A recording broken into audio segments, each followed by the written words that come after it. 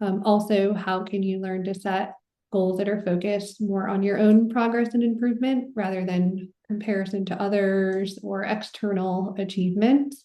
So we'll do some goal setting work.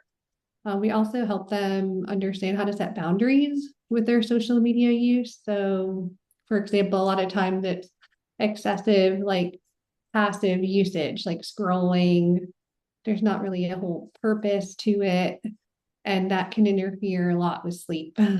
And when you're not sleeping as an athlete, you're not recovering. And then your performance can suffer, and you also have an increased injury risk. So we look at how can we set some boundaries around the use of of it and helping them set goals for those boundaries. And then also, we do address more of the mental health side of things. So if someone is developing significant depression or an anxiety disorder, or they develop unhealthy coping mechanisms with it, we can help provide some skills and tools for working through those issues as well. Absolutely. What would just kind of maybe be your advice to parents and high schoolers that are navigating this world and trying to figure out like what is the best way to operate?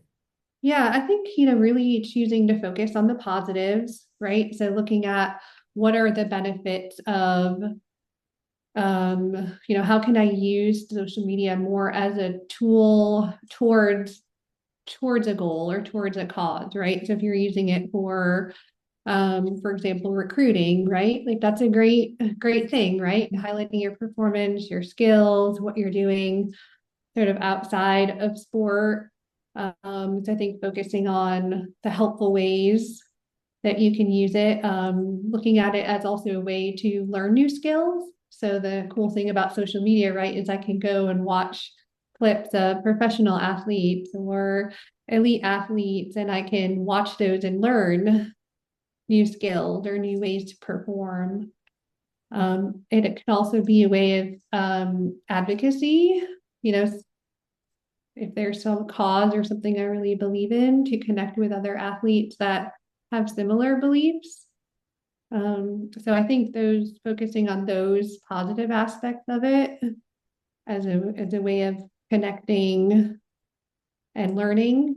And then as parents, making sure that you're having conversations about boundaries, like have your check your child's screen time. I think most people underestimate how much time they spend on their phone. And I know if you have a iPhone, you can go in there and actually check, how much time were you on your phone, and maybe set some goals and to reduce that time.